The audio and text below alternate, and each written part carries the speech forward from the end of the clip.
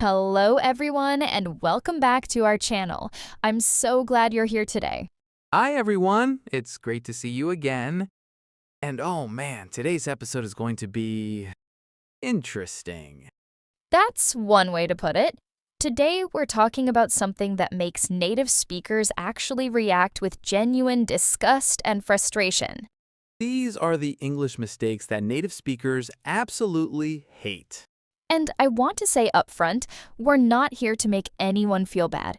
But we are going to be honest about how native speakers actually feel when they hear these mistakes. Because the truth is, a lot of English learners don't know what sounds wrong to us, and that's okay. But now you'll know. So, let's start. The first mistake that makes native speakers cringe is something we hear all the time. And I'm going to react honestly, the way I actually feel when I hear it. David's about to hear someone say, "I am boring." Oh no. Oh, no. When someone says that, I immediately think they're telling me they're an uninteresting person. Like they're literally calling themselves boring. And that's the thing. If you say, "I am boring," we native speakers don't think you're tired of an activity. We think you, as a human being, are boring. You're not fun to be around. It's so uncomfortable because I want to argue. I want to say, no, you're not boring. But then I realize, oh, they probably meant something else. Exactly. They meant, "I am bored." They're tired of what they're doing. But the way they said it, oof, it's rough. That one genuinely bothers me. Moving on to mistake number 2. David, are you ready? I'm braced. Someone says, "I told that I was sick yesterday." Okay, so this one doesn't make me uncomfortable, but it does make me frustrated because it's so close to being right, but it's grammatically wrong. Right? It's like you understand the concept, but you just put the words in the wrong place. I told that. No, it's I said that or I told him that. You can't just say I told. You need someone to tell it to. And this is one where native speakers will understand what you mean, but will internally be thinking they haven't learned this rule yet. Which is frustrating because it's a simple rule. Say by itself, tell needs a person. Okay, number 3. This one actually makes native speakers laugh in a kind of sad way. Go ahead. Someone says, "I did fun yesterday with my family." Oh my God. Okay, I did fun. That phrase doesn't exist in English. You don't do fun. What do you do, David? I have fun. You have a good time. You take a shower. You make a decision. But you don't do fun. And this one is funny because it sounds so innocent, but it's so clearly wrong to native speakers. It's like you're learning English from a robot who only knows one verb. That's a good way to describe it. Moving on to number 4. This is about prepositions. Oh, prepositions. Someone says, "I am very good in English." Okay, so this one makes me want to correct it immediately. You're not good in English, you're good at English. Why does this one bother you so much? Because it's so common and it's wrong every single time. It's good at, bad at, excellent at. Skills use at, but I hear good in constantly from learners. And when you hear someone say it, what's your immediate thought? I think they haven't learned this basic preposition rule yet. It's a beginner level mistake that even advanced learners make. Moving on to number 5. This one is about verb forms. Okay. Someone says, "Yesterday I go to the store and I buy milk." This one hurts a little bit because it's so wrong on multiple levels. In what way? I go, but you're talking about yesterday. That's past tense. It should be I went. And then I buy, again, past, it should be I bought. So you're changing the entire tense of the sentence? Completely. It's like you're not paying attention to when something happened. You're just saying the base verb form. It makes the whole story confusing. And this is something that makes native speakers think you're still in the very early stages of learning. Exactly, because tense is one of the first things you learn in English class. Okay, number 6. This is about articles. Articles. Oh no. Someone says, "I want to buy the new car." Wait, that one's okay. You can say the new car. Okay, but what if they say, "I want to buy car"? Now that's the mistake. There's no article at all. You need a or the. And what does it sound like to you? It sounds like someone who hasn't learned English properly. Like articles are everywhere. Every singular noun needs one, every single time. And this is one of those mistakes that when you hear it, immediately marks someone as a non-native speaker. It really does. Native speakers never forget articles.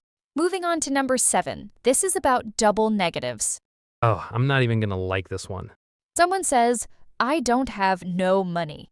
No, stop. Just no. That's two negatives. In standard English, you only use one negative. Why does this bother you so much? Because it's confusing. It's grammatically wrong and it sounds very uneducated. It's like you're canceling out your own negative. Right, it's either I don't have any money or I have no money. Yes, one or the other, not both.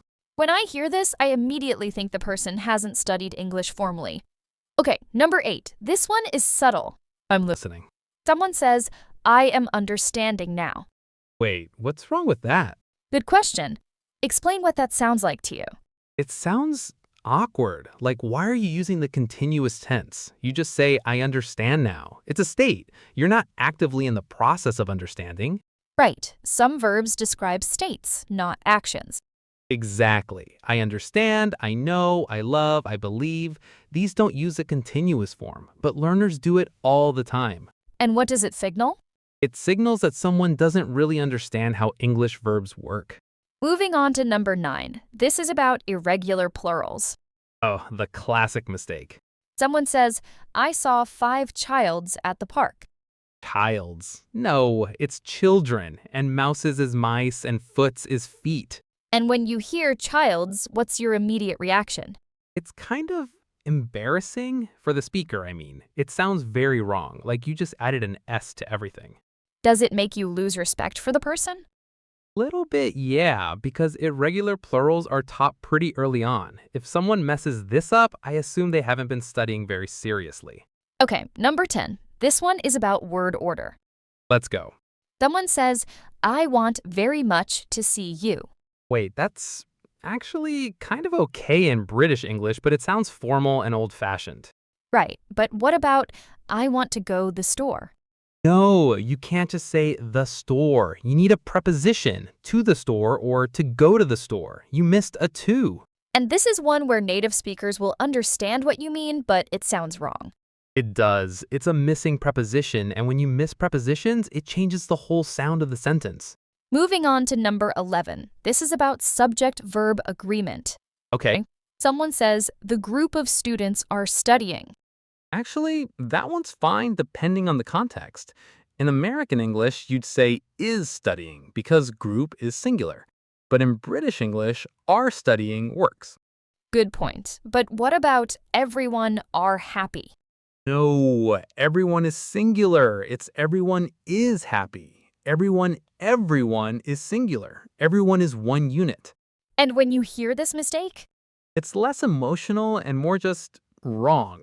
It's a grammar rule. You either know it or you don't. moving on to 12. This is about confusing words. Which ones? Someone says, I'm boring of this activity. Boring of? That's not right. You say, I'm tired of this or I'm bored with this. And what does boring mean?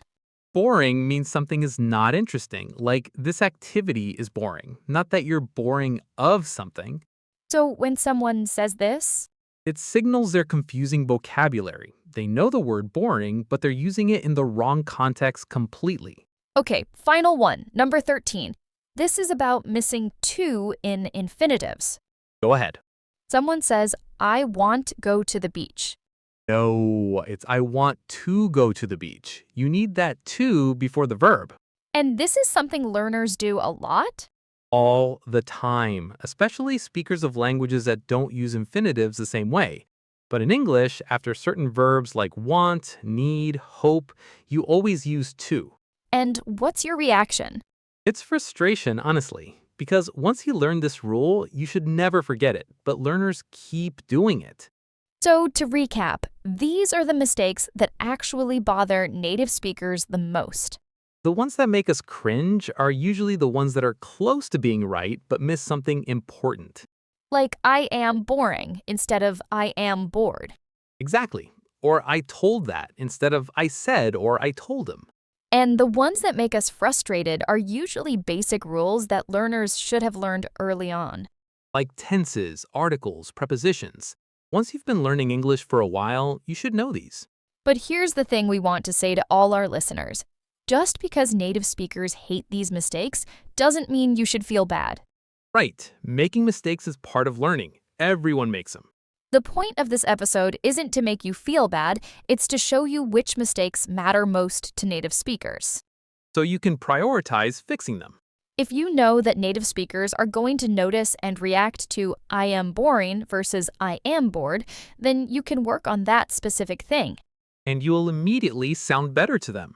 So this week, identify which of these 13 mistakes you make the most often. Write them down. Pick the top 3. Practice those 3 every single day until they become automatic. And you'll be shocked at how much better you sound. Native speakers will definitely notice the improvement. And even if they don't say it out loud, they'll be thinking it. Wow, this person's English just got so much better. That's the real win right there. So thank you so much for listening to this episode. We really appreciate your time. If this was helpful, please like it, share it with someone learning English, and subscribe for more episodes just like this. Because there are so many more mistakes we could talk about, but these are the ones that native speakers really, truly hate. Now you know.